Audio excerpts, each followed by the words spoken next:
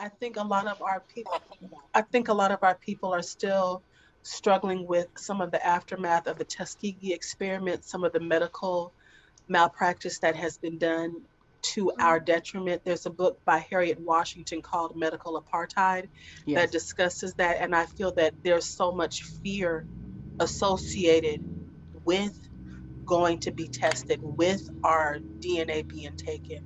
And if there was a way that we could create our own environments amongst our own where it's safe, ethical, without the tampering of Europeans being involved, there would be more data that could be gathered for our people. But whenever they're involved, there's this fear and trepidation, and rightfully so, because of how they've treated us.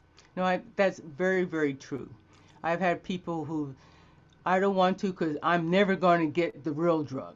They're going to do this to me. And there really is distrust. I mean, I I I wouldn't do it. I see not everybody, but there are some people who are just they just don't think they're doing anything wrong because they don't view you like they view other people. And we'll talk about that later too. Rita, Yes.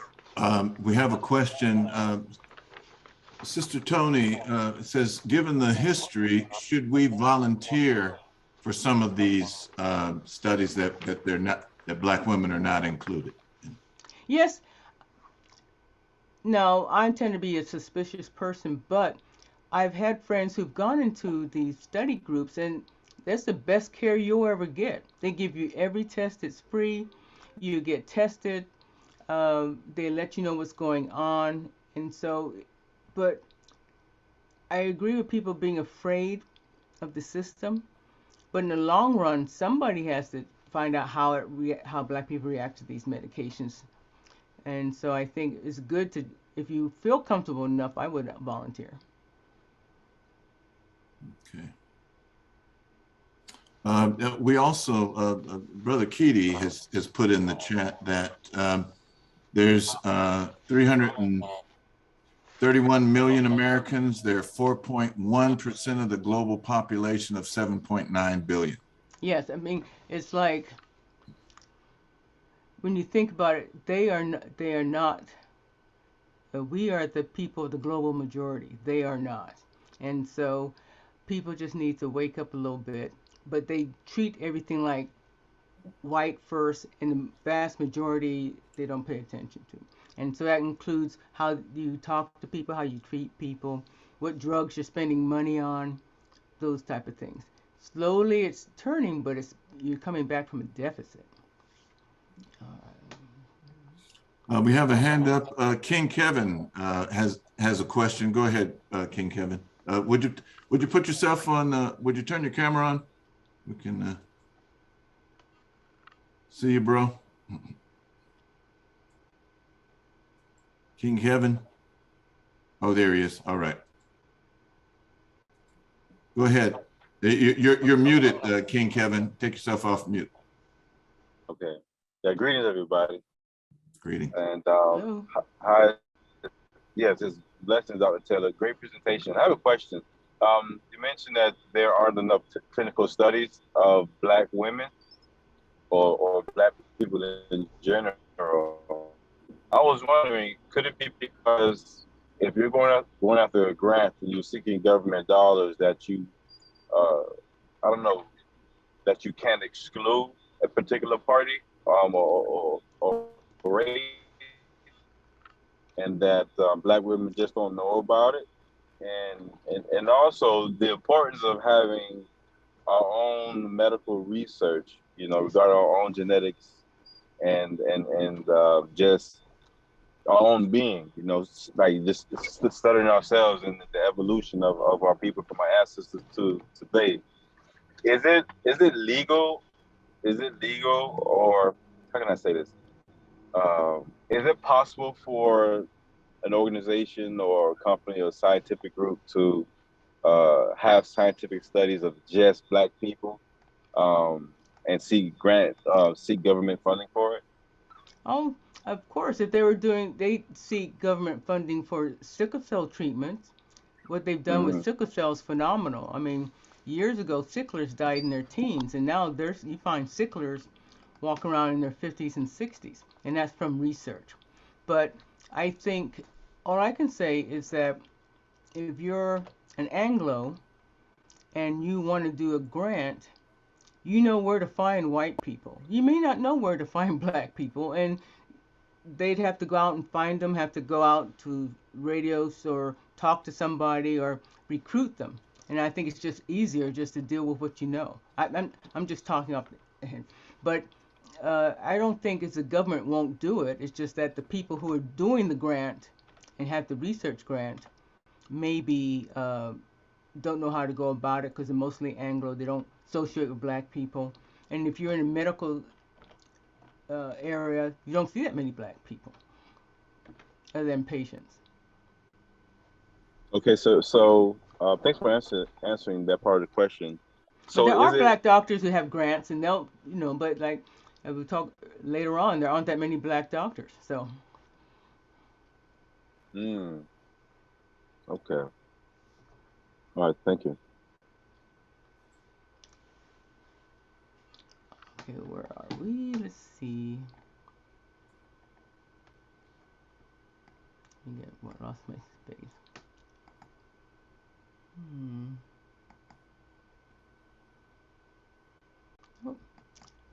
Oh, wait. Husband, what happened? Oh, uh, oh, we gotta take a break because I'm missing some slides. Give me a minute. Wait. See here? Yeah, but there's a whole bunch Okay, of. I'm going to stop your sharing Mhm. just till you guys get it together. Okay. So really good questions, really good observations No, babe. This that are is coming not in it. There's a from whole bunch everyone. of stuff. Yes. Uh, So I saw in the chat, Brother Keaty had put in, no, that was Minister Malik. He there's a whole. quipped medical apartheid. Even the white was even the rat was white. So so that kind of gives you. Uh, and then someone else put in the chat, I would be most comfortable with a non-biased party overseeing the research. And so we have a lot of trepidation as African Americans, just participating in these kind of things. I mean, everybody's familiar with the Tuskegee experiment. I still don't believe the story about the AIDS that came out, and so we have that history. And I heard Dr. Taylor mention, she mentioned horrific things that happened in Louisiana. And one of my best friends in high school, his parents were from Louisiana, and he would tell some really horrific medical antidotes. So we have a general history of things that we don't want to be the guinea pig on a lot of things. So this is a very touchy subject for us all. This is really really kind of touchy, and we know what has been done periodically. The statistics that Dr. Taylor gave us were very interesting as well. Were some of you aware of those statistics? I was not aware either. Yeah, I see a lot of people shaking their head. I wasn't aware of that either. It's, Southern Gumbo, go ahead. Take yourself off mute and go ahead. Oh, yes. Thank you so much, Imhotep. The reason why my camera is off is because my daughter's in the corner. I just want to be respectful. I was also going to share about Henrietta Lacks. Yes. Reading her story was so very profound for me. And when I was living in Idaho, I found a particular book, and it was talking about the HeLa cells. And what made me so frustrated and angry is that her cells now are still being used in so many different types of clinical trials, in so many different types of medical research. and to know that she was violated against her will without her knowing, and because she was ill during the time that her cells were taken from her.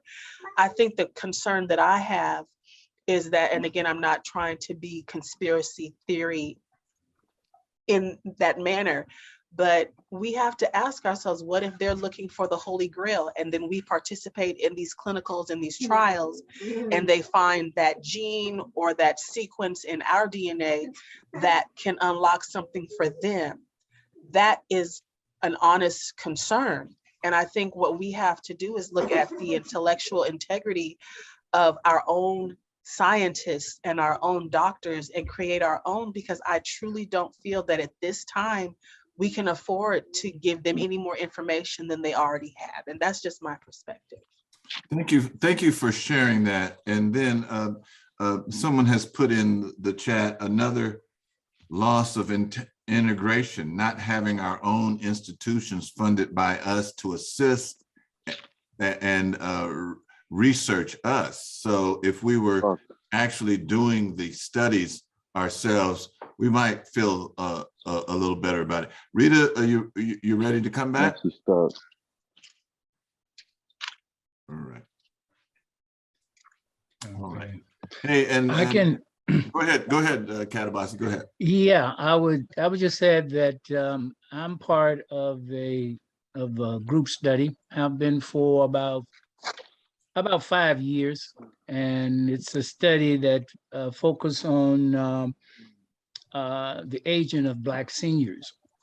And so I was a little hesitant, but I agreed to go along with it because I felt that it could have some significant benefits, but I drew the line at giving any fluids. It's just mental agility, uh, memory, associations, and things of that nature, stress tests, those kind of things. But I did not want to give up any bodily fluid for further studies, which I had been approached to do. But yeah, I would just share that. I believe that it could have significance for Black people and the aging of Black people. Yeah, that's good. Thank you, Katabasi, for that share. Rita, you want to come back now? You guys ready? Mm-hmm. Okay, great. All right, go ahead. All right, I'm sorry. I had about 5 slides. I don't know where they are, so I'm going to jump ahead. Okay. But I wanted to talk about, when you hear these studies all the time, they want to say, oh, Black people don't do this, Black people don't do that. They have higher rates, and they always blame it on us and our lifestyles. So I'm talking about this concept of weathering.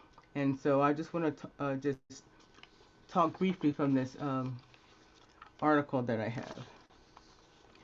Um, it talks about that Black women in the United States have experienced some improvements in health during the last century, but the health disparities persist. Black women continue to experience excess mortality relative to other U.S. women, and despite the overall improvements among Black women, shorter life expectancies and higher maternal mortality. Moreover, Black women are disproportionately burdened by chronic conditions, anemia, cardiovascular disease, and obesity. Health outcomes do not occur independent of these social conditions in which they exist. The higher burden of these chronic conditions reflects the structural inequities within or outside of the health system that Black women experience throughout their life course and contributes to the current crisis of maternal morbidity and mortality. Race and ethnicity are socioeconomic constructs that reflect common geographic origins, culture, social histories of groups of people defined in a time-dependent context. Research has documented the continued impacts of systemic oppression, bias, unequal treatment of Black women. Substantial evidence exists showing that racial differences in socioeconomic Uh, for example, education, employment, and housing outcomes among women as a result of segregation, discrimination, historical laws that oppress blacks and women in the United States. So black women earn an average of $5,000 less a year and experience higher unemployment and poverty rates. More also, they're likely to be head of household than the white counterpart. So that means they're effectively supporting more dependents with fewer resources. Black people live in neighborhoods that are more racially segregated and have lower property values because of redlining, where the lenders deny mortgage loans to communities and individuals based on race. And so when that happens, community disinvestment occurs. There's residential segregation, which is a fundamental cause of racial disparities in health, operating through many social institutions, including labor markets that affect health. The intersectionality of gender and race and its impact on black women is also important. This intersection of race and gender for black women is more than the sum of being black or being woman. It is the synergy of the two. Black women are subjected to higher levels of racism, sexism, and discrimination at levels not experienced by black men or white women. We'll have to talk about that, what this article is saying. In contrast to black women, white women in the United States have benefited from living in a politically, culturally, and socio-economically white-dominated society. These benefits accumulate across generations, creating a cycle of overt and covert privilege not afforded to black women, such as wage gap differentials and the invisibility of whiteness. What they mean by the invisibility of whiteness, they don't have to think about their race, whereas most of us, and myself included, if I go someplace and look around and I'm the only black person, I'm on guard. So, but white people don't have to worry about that, and especially white women. So these privileges do not mean that all white women similarly advantaged, nor all black women are similarly disadvantaged.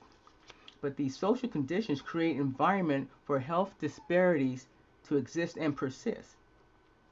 They are the social determinants of health, the conditions in the environment in which people are born, live, learn, work, play, worship, and age that affects a wide range of health, functioning, and quality of life. Disparities in black women's health and particularly types of health differences are closely linked with social, economic, and environmental disadvantage. The history of black women's access to health and health care and treatment by the U.S. medical establishment, especially with gynecology, contributes to the present day disadvantages of white women. Like I said, I could tell you stories of what happened in Louisiana, what happened at LA County, but because I'm a gynecologist, I have used Sims retractors, Sims this, Sims that. Marion Sims was a doctor, and he's considered the father of gynecology. But he was also a slaver, and he operated on his enslaved women. You know that he didn't use painkillers. You know that he didn't treat them well. So he's like operating them like you operate on an animal. This now I think they made him take down his statues in several places now that it's coming out. But the development of gynecology is based on a dark period in the health of black women. With no regulation for protection of human subjects and research, black women are subjected to unethical experimentation without consent. This continues today on the sly. As a result of this history and accumulation of disadvantage over generations, black women are at the center of this public health emergency. Maternal mortality rates for non-Hispanic black women are 3 to 4 times the maternal mortality rates of non-Hispanic white women.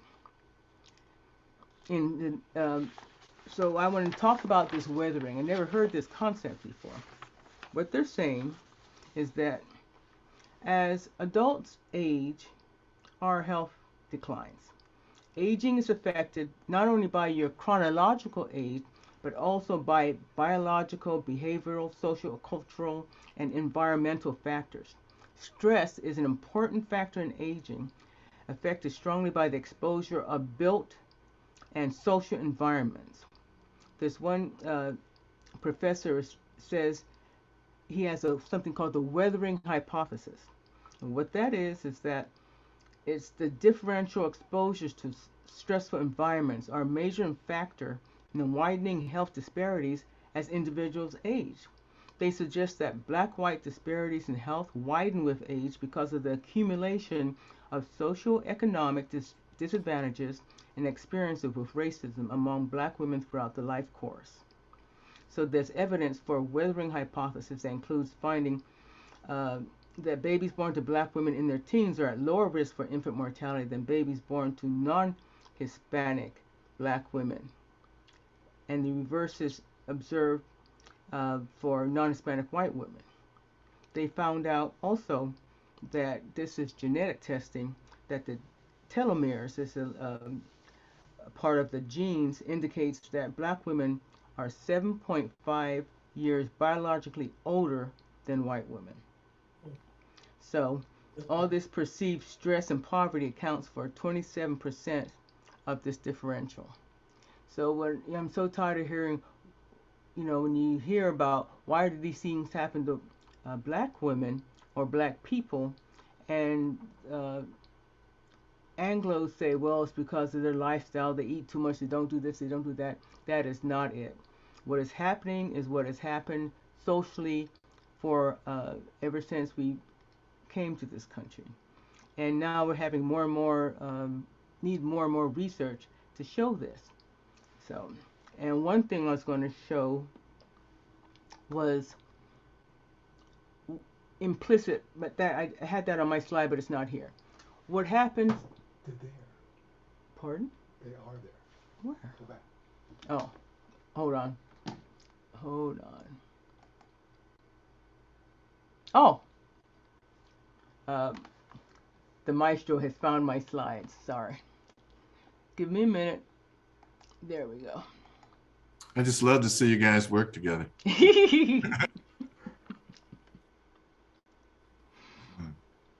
Okay, so I said that to say these numbers. Are you sharing, Rita? Are you sharing? Go back to share. Go. Oh, here we go. Oh, sorry. All right. Sorry. I am a newbie. Okay. So what I want to talk about is the weathering, but I'm so tired of saying, oh, like it's our fault we're sick. And it's not the case at all. Anyway, diving into these numbers, we see a troubling pattern that maternal mortality and injury rates are higher for black females, irregardless of their income or education level. Black women are 3 to 4 times more likely to die from pregnancy-related complications than white women, 3 to 4 times more likely to suffer grave disability resulting from childbirth than white women. Black women experience disparity. Did I talk about this already? Did you want to play the video? Okay, hold on. Yes.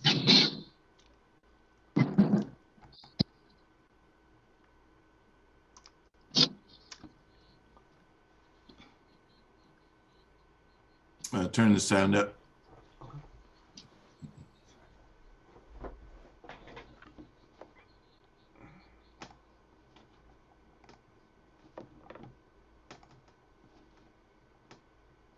By the way, we have some really good comments and questions in the chat. Would be a routine cesarean section. I just held her by her hands. I said,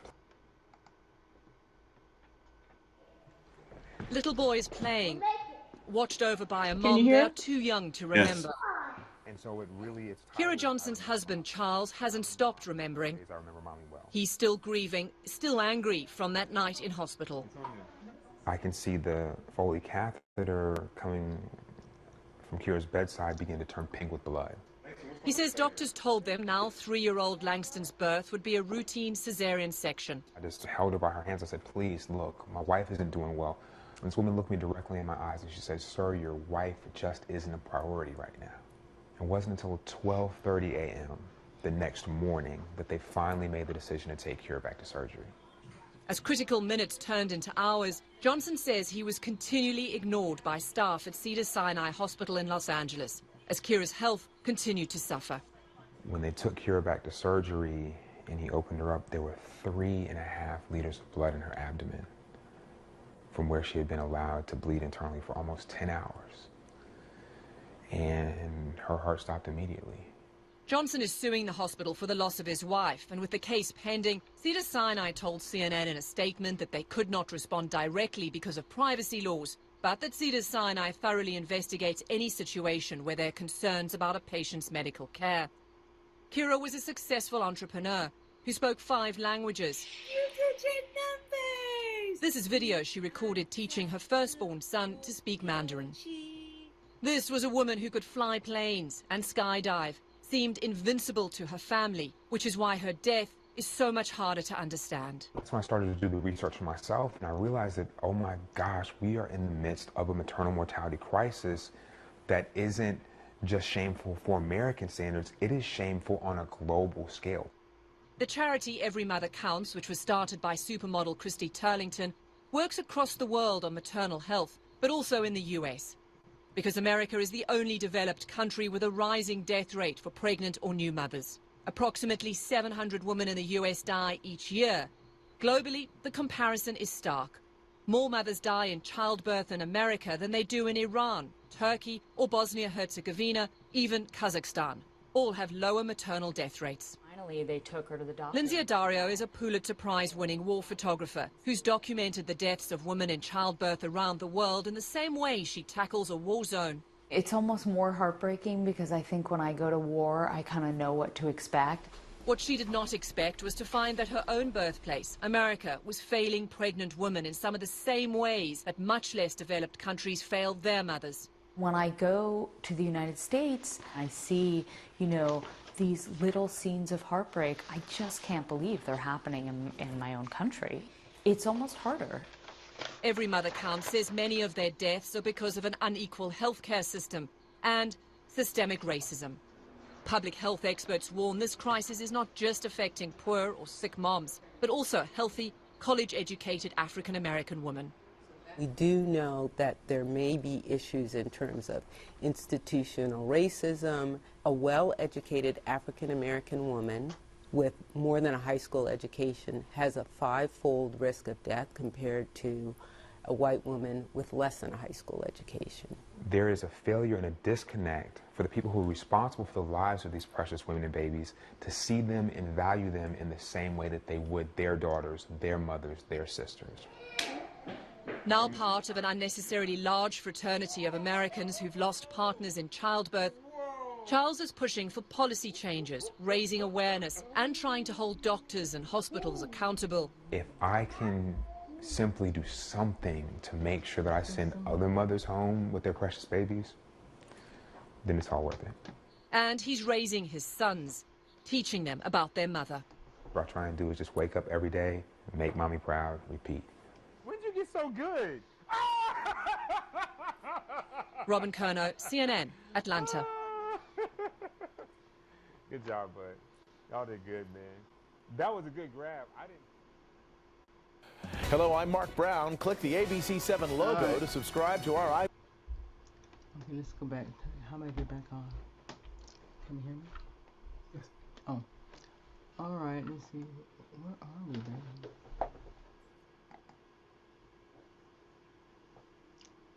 Can you hear me? Yes, yes. Now, you were asking, I'm sorry, like I said, I lost some of my slides, but inherent racism is why so many of these people are not treated like they should be treated. Like, here's a woman, highly educated, they can see the blood, they see she's getting sick, and what did he say? Not a priority. That is why when I tell patients to go to hospital, I tell them always bring somebody with you. Bring somebody with you, have them spend the night. There are places, especially on the East Coast, where women are going to doulas and they're going to midwives. I think somebody had a question about that. And because they don't like the way they're being treated in the hospital with IVs and no respect for the privacy and doors open, and they're not talked to very well, and it just is more dangerous in OBGYN. But all of us have stories of friends who were treated poorly in a hospital setting. Like I've had knew of a woman who she was a high-paying drug representative, and they told me she died. I said, "How did she die?" And they said that she kept going to the hospital with vomiting and sick, vomiting and sick. Every day she go and they give her something and send her home, give her something and send her home, until she ruptured a bowel and died of sepsis. Now, what was it that they just refused to believe something was really wrong with her? And if you talk to some of your acquaintances, they might tell you, you know, that they think black people are drug seeking, which is ridiculous, and they think, oh, they just don't. It's inherent racism, and the problem with this problem is that what they need to do is these, especially OB/GYN departments, need to have these courses. But when you have somebody who doesn't think they're racist, you're fighting uphill battle.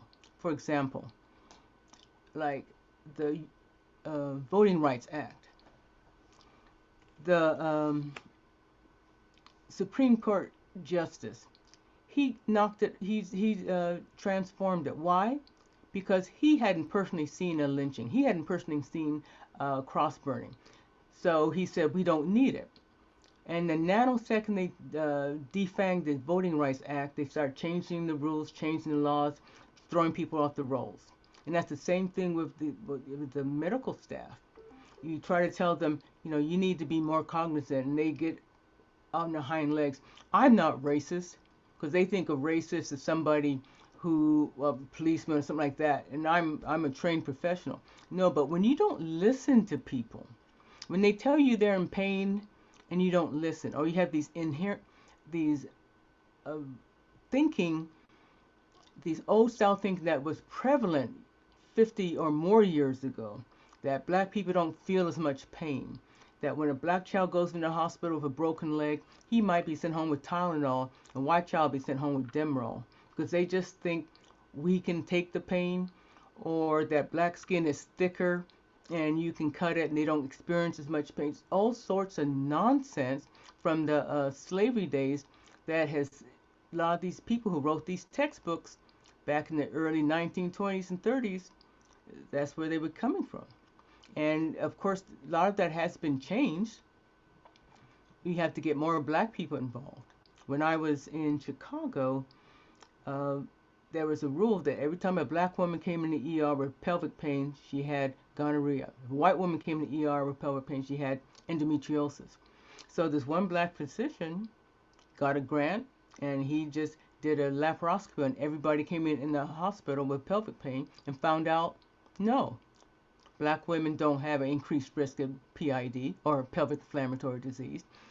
But and so now that's gone by the wayside. But how many people were treated poorly until that was discovered? And but I think someone was asking me, I think that's what it is, inherent racism. They don't think they're racist. Oh, she came in, she was hysterical. You know how white people feel uncomfortable with black people hollering and screaming. Now, I've been in ERs where white guys come in and hollering and screaming, but they don't tell them, we're going to call the police on you. They just, you know, pat them on the back, try to deal with it. But when black people do that, they get scared and spooked, even though it's an elderly woman, and it's just the inherent racism, and things have to change. Hopefully more lawsuits, but a lot of people, a lot of women, I've read articles that they're afraid to have a baby because they can be at Cedar Sinai. Cedar Sinai is where the rich movie stars go, and this woman was treated so poorly, and it's just heartbreaking to me. Sister Rita, Dr. Rita, we have Southern Gumbo has raised her hand again. Go ahead. Yes. We have another question or comment. Go ahead. Take yourself off. Yes, I was just going to share that there are a lot of Black midwives and Black doulas that are making such huge strides in the Black mortality rate as far as it's concerning with children and babies being born. I took a class on postpartum care of the Southern tradition, and it really was helpful just being able to offer alternative care to Black women, maybe who want to have their children at home. And I think finding those healthy solutions where the Black doulas and Black midwives can be brought in with medical doctors if the family wants it is a really good way to look at it, because I know for me, looking at having children, and I'm past that now, I'm almost 50, but me being able to help in that field and just looking at some of the different opportunities, I just wanted to highlight the Black midwifery and the doulas that are truly making such a huge impact, making sure that Black women feel comfortable and not afraid. So I just wanted to share that. No, that is it's making inroads. A lot of middle class women, and not just middle class, because there's other people, other programs like in New York where they will give a doula or to be with somebody, because when you're young and you're scared to talk back to somebody in a white coat because you presume they're looking out for you and they're not. And um, so that has I, I've been aware of studies that have shown that it's made a difference just for somebody to care. Sister Isali has her hand up. Go ahead, Isali, and take yourself off mute. Peace and blessings. I just stepped outside. Sorry, I came on a little late. I was wanted to add to the conversation around also the Black doulas and the midwives. I was hearing, I haven't done my own research on this. I'm a nurse, and I was almost motivated to go into becoming a midwife, because when you look for Black midwives, it's not a lot of them. It's a lot of Black doulas, which is great. But when I was talking to a midwife, they were saying something about how there is, so like traditionally, I don't know why in America they separate usually the more okay, so let me back up. So in America, there's a lot of male gynecologists. It's Yes. a lot of them, and there's a lot of white male gynecologists, and that's so many separations. One, you're white. Two, you're a male, and it's like, of course, males can still have an understanding, but you're not a woman, and there is a degree of separation there. And so when it comes to when a woman's in labor and they're just like, oh, well, let's just hurry up and give them the Pitocin to induce the labor, and it may be way too soon. And those things also could add to high mortality rates as well. And so they were saying that I don't know where I heard this, but they're in like well-developed countries, they actually respect the midwifery. They respect the doulas more like they would do it traditionally, like in the hospital. But in America, they separate that. Like you have to go through like it's not respected as much in the hospitals, and it's more so has to be like a home birth. And for us to be a developed country, we have such, even Black women, of course, too, but even non-Black women, like high mortality rates in the children and the infants as well. And so what are your thoughts around, you probably have touched on this, I'm sorry I came on late, around that difference where when there's developed countries that don't have, and we're a developed country, and their high mortality rates are way higher. I mean, ours are way higher than theirs. And that difference between why you would think that, or do you think that that could have something to do with not respecting the midwives and the doulas as traditional care? No, what I would say is that in foreign countries like in Europe, Mm-hmm. um, most of the births are done by midwives. They only Right. contact a physician if the woman needs to have a C-section. The vast majority of births are Right. done by midwives. They allow them to have births at home. I think in the United States, I can see the changes when I went into training to be OBGYN. I was the Hmm. second female, not second black person, second female to go through the charity OBGYN program. It was all men. Wow. And there's a lot more now. There's a lot more female doctors now. But that just changed because weren't that many women going to medical school. And because I was a fly on the wall, you can listen to the old boys talk, and they just think some people think MD stands for major deity, and they just think they like it the way it was, where they're worshipped and everything they say that Right. goes, and they don't like to change. And so I would think, Right. The hopefully, money is there. Somebody yes. messaged down. That's where the money is. Like, oh, it has Mm, to be a doctor. And then, no, yes. it really doesn't. But I mean, the healthcare in this country, if you talk to anybody who's from Europe, they just can't believe that people go bankrupt by being sick.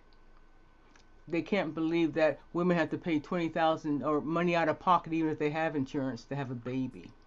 And it's not, I don't call it healthcare anymore. It's a profit center. It's not health.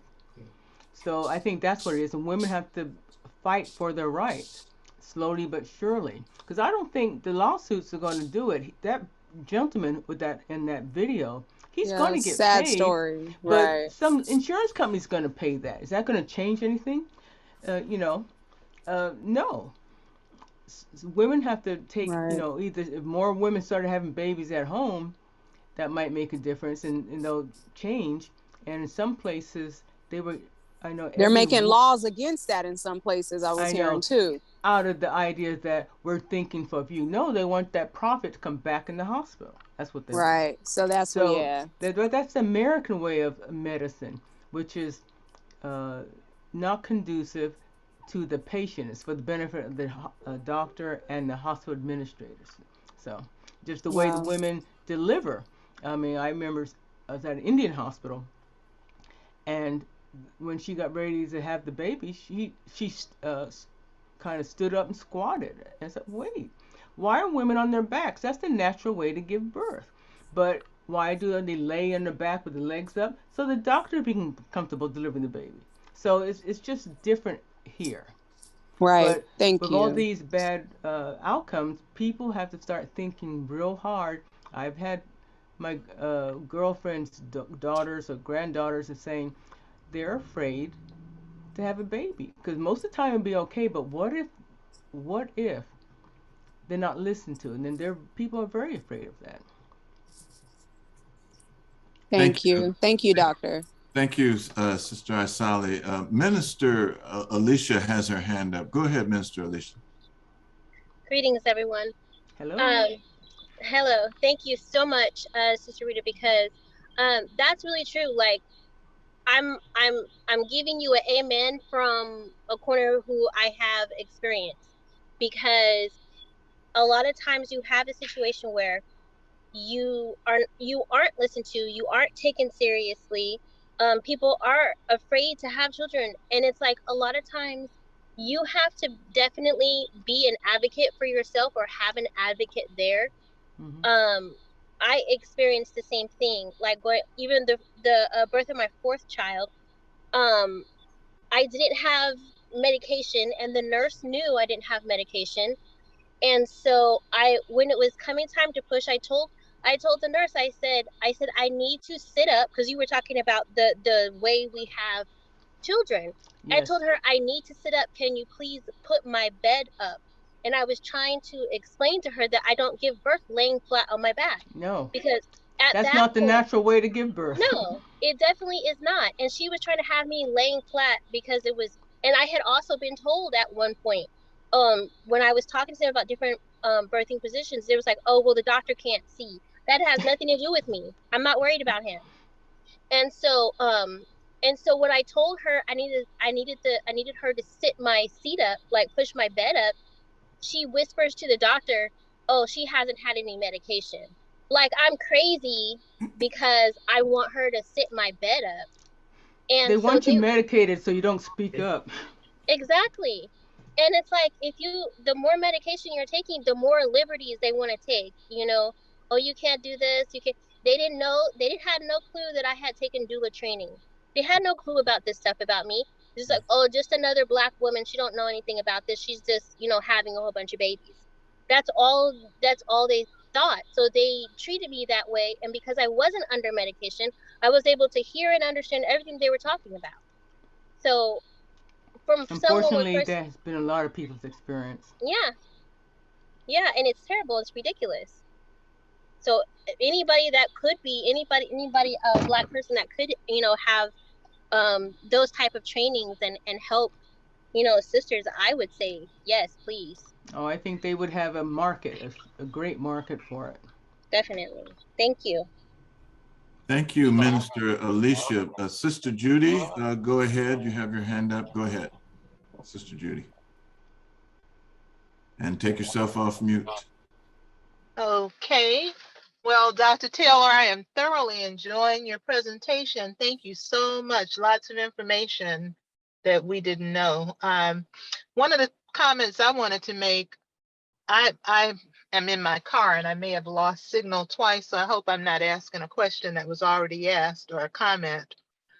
When we talk about the statistics, I have conversations and debates sometimes with a few friends of mine, and I always say, well, statistics, what do they mean? It depends on who's doing the study and who's giving the results. So, what was the source? Did you happen to know the source of the different statistics you were giving, or at the beginning?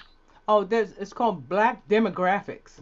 That's why it look Black demographics. So let's hope. But they know how to get around that. There might be a Jewish group. They know. They say, oh, I put the word Black and everybody jump on it. But that's why I was looking at different statistics. But I picked that one because it said Black demographics. Right, because I was thinking that a lot of people, we just listen to statistics and they can vary from one extreme to the other, the results depending on who did the study. And a lot of times it's just political, or it's done, they have the results done for financial so reasons. It's hard to tell. You have to read a lot of different studies. And we're all old enough, and we've been on this world a long time, that we have to trust our intellect. Even if you're not a doctor, you know what's not right, in medicine. If you're not you just know what's right or wrong, what makes sense. Somebody says something, but you can't understand it because you're not no. You know what's not right. And you have to have more sense of yourself. The other part of my comment was, I have a granddaughter, my first granddaughter, she's a little over a year old, and what I'm noticing, at least my feeling, just as you said, using your instincts, and I have two children myself, so she's had a few minor ear infections, nothing that has had the parent, my son and his wife, up all night, or any fevers. And already her pediatrician is saying that she needs to have tubes put into her ears, and I understand that's a surgery that puts the baby under. And the other thing is she has had some allergies, and already before she turned 1, the doctor had prescribed her some kind of steroids. So I had suggested to my daughter-in-law that she might need to look at some second opinions. But the point I'm making is, it just seems to me that, the thought that came to my mind is that doctors, and I know that you're a good doctor, and I know many doctors have integrity, but I'm wondering how much are doctors under pressure to, with so much competition, to refer patients to other clinics where they're all making money, and just diagnosing these children with things that they don't necessarily need. And I'm saying that to apply to, doctors in general. What are your thoughts? Well, what medicine is different. Medicine is different. Now, what's happened is, when I was in practice um, decades ago, all I did was go to the bank, get a bank loan, set up office. And back in those days, most of the offices were run by physicians. And you can get a physician on the phone. If you've noticed when you go to the doctors nowadays, you can't get anybody on the phone. Uh, Medical practices have been bought up by private equity companies. So it's not healthcare, it's a profit center. And so what happens is that only 25% of doctors own their own practice. Most doctors are like Kaizen. I loved Kaizen when I was in California. But some of these programs, you notice the doctors go through, ask you things, and I didn't ask for that, but the doctors are employees, and they've got bean crunchers, and if they don't do this, and they don't do that, and you don't get this surgery, you don't generate this kind of money, it'll affect, your bonuses. Now, I'm not saying that's all doctors, but if you've been to a doctor lately and it's just not the same as it was years ago. But I'm not a pediatrician, but if you're not comfortable with that, I would get a second opinion. Sometimes people jump to drugs too quickly, jump to surgery too quickly. You need to ask, well, if I don't do this, what will happen? Can we get a humidifier in the house? Can we do this? But if in these private equity doctor clinics, they got 15 minutes with you. And so, you know, they might rush her out before she can answer her questions. So I don't know, but uh, I would always get a second opinion, not from that same group either. Go to somebody else. It's really scary in general. Like the sister that was speaking earlier said, wanting to even go to a doctor is just, it's a little scary It is a little because you scary, and just I always don't tell know. people take somebody with you. Don't go by yourself. Wow. All right, I'm Thank you going to, so much. thank you, Sister Judy. All right, we're at the 6:30 hour, and Okay. we've had so much great information. We've also, I want to say, what we should do now is we should go to the chat and go all the way over to the right, and where those three dots are, click it and save the chat, because there's so many good comments that I couldn't get to. And so much good information, links, etc., are in the chat. So I'm going to save my chat, and I'm recommending that you do also, because this is a communiversity that we have here. Black Knowledge Matters. Thank you, Minister Malik, for the name. Black Knowledge Matters is a communiversity, and I'm so glad that we had one of our professors to come in tonight, Dr. Rita Taylor, and give us, as we would say, as the Rastas would say, would give us the run-ins. She gave us the run-ins, the medical run-ins. She let us know what was up, and we really appreciate that. Thank you, Minister Bill, for your technical expertise. Next week, we will have Professor Robert Taylor of Morehouse Black Studies, and he's going to be talking about Afro picks and combs. And he has a film, a pre-screening of a film that we're going to look at. Robert Taylor is somebody I met on Facebook. We've been talking. I talked to him today. He went to Egypt. He called me from there. So I'm really looking forward to his sharing with us next week. Tomorrow, study of sacred scriptures. We will be looking at some scriptures tomorrow night, from 6 to 7 on this very Zoom channel. So I hope that you can join us.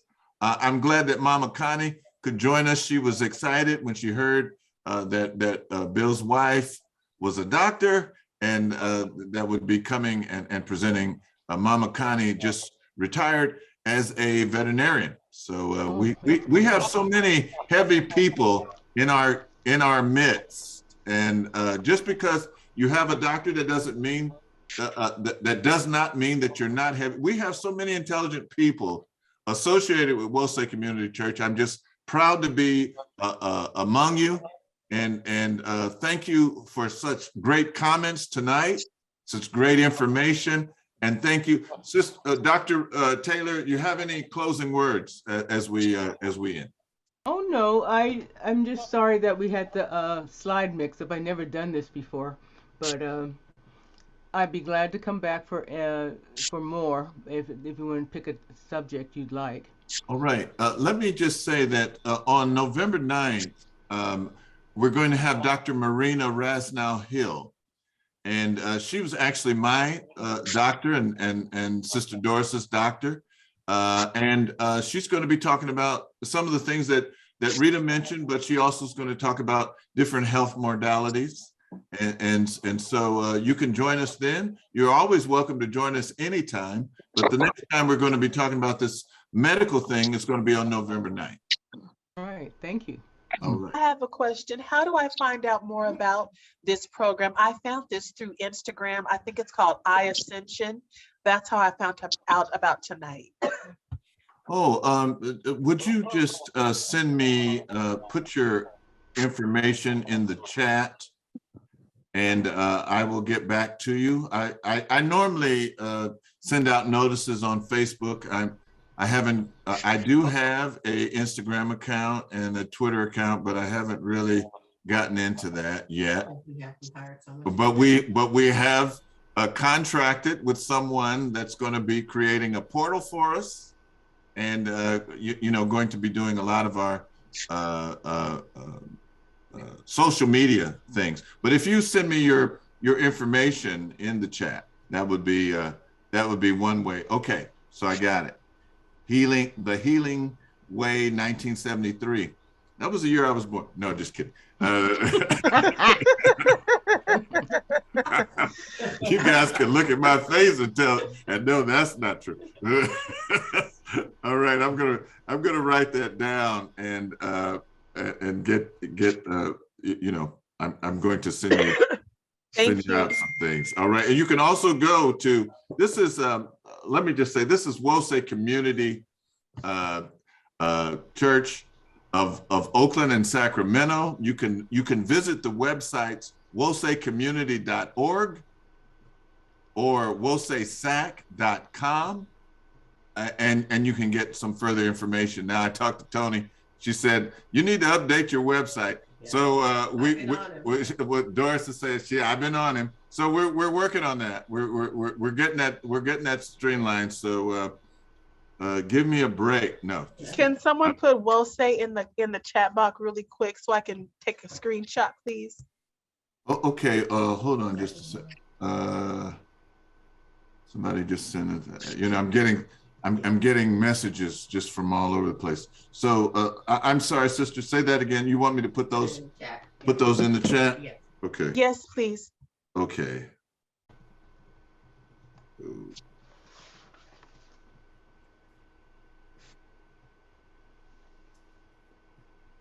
Okay.